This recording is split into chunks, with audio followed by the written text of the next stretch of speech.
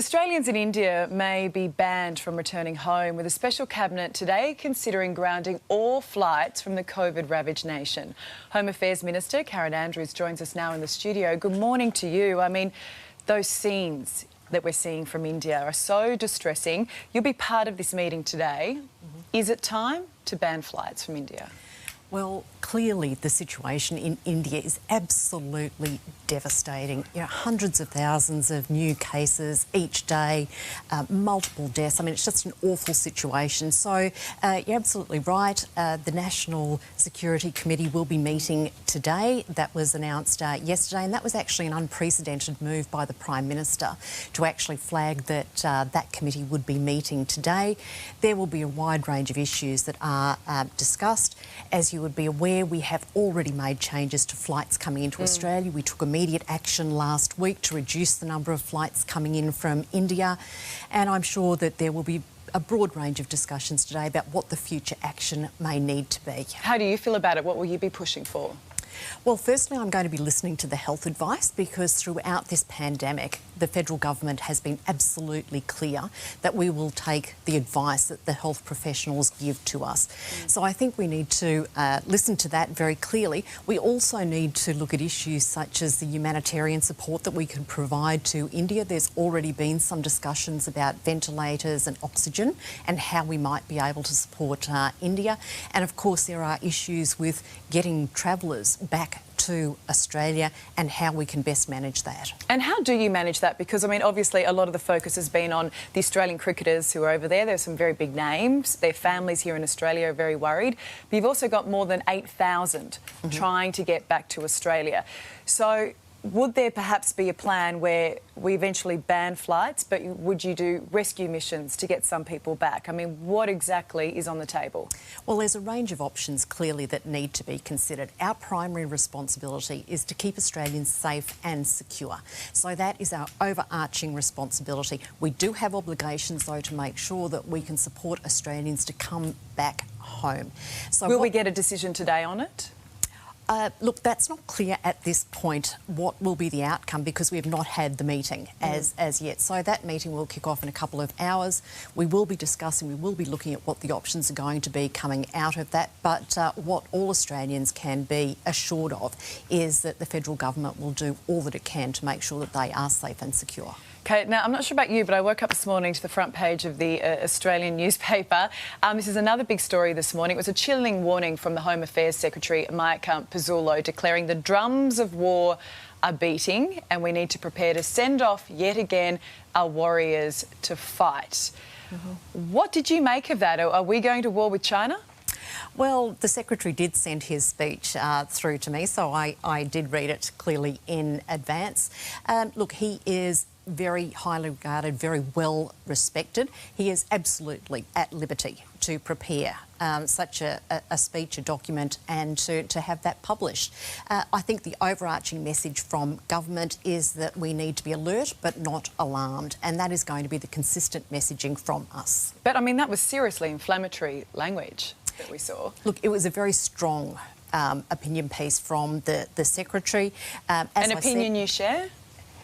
I'm certainly sitting in the let's be alert but not alarmed. We're obviously very conscious as a government of what is happening in the Pacific region in particular, and we will always put Australians first, second and third. OK, Minister, thank you so much for joining us. It's a really big day for you. We appreciate it. Pleasure. Carl. More now on the humanitarian crisis facing India and the race against time to bring the COVID catastrophe under control. Epidemiologist and advisor to the World Health Organisation, Professor Mary Louise McLaws joins us now from Sydney. Professor, good morning to you. Firstly, hospitals are at breaking point. Oxygen is running dry and patients are dying on the streets. How on earth can India bring this under control? Good morning, Carl. It's going to be very difficult because there's been very inconsistent messaging around physical distancing, mask use and no public gatherings. It's very inconsistent. There have been very large weddings and religious gatherings. And quite frankly, there needs to be much stronger leadership by the government in India that the people are going to have to follow advice. No weddings that are large, no religious gatherings. And that's very difficult for leaders to communicate because it's not seen very favourably by the community. And we just happen to be very lucky in Australia that our general communities are very, very compliant. But it's very late in the day for the Indian community to start becoming compliant. This may shock them that they now have to somehow become much more compliant with simple public health measures. Yeah, look, I've been to the Kumbh Mela Festival, which is an extraordinary festival. There's 8 million people in townships of 250,000. Trying to get the message across is extraordinarily difficult, even in places like Calcutta now. 1 in 2 are testing positive to COVID. It's gone rampant across India. Is it time now, do you believe, from a medical point of view, is it best for us to shut the borders with India for a while? Carl, without thinking about the humanitarian issue and just thinking about outbreak management, it probably is. Because if you just have a look at the numbers today, in the last 24 hours, India contributed over half of the cases globally. And that's just an enormous contribution. Yeah. And then other countries like Turkey, Brazil and the US contributed a really small amount. So the probability of people coming back from India being infected is very, very high. And our hotels are not appropriate for containing it. OK, I mean, that can't be clearer. I mean, we can't afford to have that many cases coming back, and we have a quarantine system that can't deal with the consequences of an outbreak in our actual hotel quarantine system. There needs to be an overhaul there. There needs to be other facilities set up. Would you agree? Absolutely, there needs to be an overhaul. And I hear the minister saying that they take medical advice. Well, the medical advisory panel needs to really sit up and send a very strong message to all the states and territories that now there really needs to be a national approach, that they need to follow a national building of purpose-built hotels, that if they can't do that in the short term, which they can't, it's been a whole year, but they've refused to do this because they've been having short-term thinking, they now need to start using some science. And these tests that I'm suggesting, these rapid antigen tests, real-time, 15 minutes, are a third of the price of a PCR, but tell you immediately, as people are touching down in Australia, what risk they pose to the quarantine stations. And you give them an immediate test before they leave the quarantine system so that we don't see all the sacrifice that Australians and the business sector have given to the control with an inadvertent leak into the community that can be prevented by these tests. You make perfect sense this morning, Professor. Appreciate your time. I hope they're listening. Well, more than 300,000 cases within just 24 hours and more than 2,700 deaths. It is unimaginable, but what those in India continue to face daily, its medical system pushed to breaking point. In response, Australia is planning to send much-needed emergency supplies while the government considers halting all flights from India. Reverend Tim Costello is a spokesperson for the End COVID for All campaign, and he joins us now in Melbourne. Thank you so much for your time this morning. I mean, we're seeing it's a very dire situation in India right now. What are you hearing from aid workers on the ground? Well, we're hearing desperation. I had calls yesterday from good aid worker friends of mine who are Indian and running an Indian charity with the poor, and they had just lost their brother-in-law. He's younger than me. They were in such grief and desperation. We know in New Delhi that there's barely a family that hasn't been touched by COVID, and it is raging, and it is so apocalyptic and scary. Tim, it is truly awful. I was watching some of the overseas stories coming in this morning, and we know through experience that by the time you get on an oxygen machine, it's pretty late in the piece. I don't know how we're going to help in this situation. What do we do about all those people who live in India who have Australian heritage as well as Indian heritage who want to come home. What do we do about that, do you think?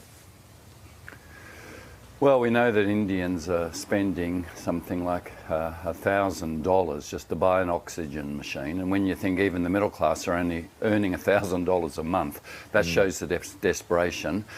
We know that Greg Hunt has put out to the states an appeal for any oxygen machines. We know that some of our ventilators that are in warehouses here, we hope today a decision will be made to send them to India. Other nations are rallying. They're saying drop the intellectual property rights just to let poor nations, including India, just make the vaccines and get them out. Forget, market concerns, because the market's clearly failing us here. Look, for Australian citizens, I really feel tragically sad about this. The one thing citizenship gives you is the right to come home. That is the fundamental thing. We say to refugees and asylum seekers, no, you can't, because you're not one of us. Now, here are so many Australian Indian citizens desperate to come home. Why isn't Christmas Island open and functioning? Why aren't we doing something to honour that citizenship right? That really does distress me. Well, look, I mean, maybe that is one of the discussions that will take place when the National Security Committee of Cabinet meets today, because I think there is a general feeling amongst people in Australia that of having people who potentially have this mutant strain of COVID coming in from India into our city quarantine hotels. But potentially that is something that could be on the table for them to discuss today, that we don't bring them into the cities where there's more chance of it spreading, but we do something. Absolutely. Look, we know you can't bring them into the hotels. We know the quarantining system in the hotels may put us at risk. I'm totally on board with that. But I am saying when there are remote facilities like Christmas Island, and we see this in the potentially other places we can set up, we might be able to do something. Look, I think the real truth is that the world is connected by an invisible virus. We say with end COVID for all. None of us are safe until all of us are safe. And the mutation of these variants in India, we know will potentially affect us. We know that there's over 10,000 cases in PNG. There's over 2,000 now in East Timor. It's on our doorstep too. So this is the most dangerous phase, and why the world has to act together, not just in national self-interest.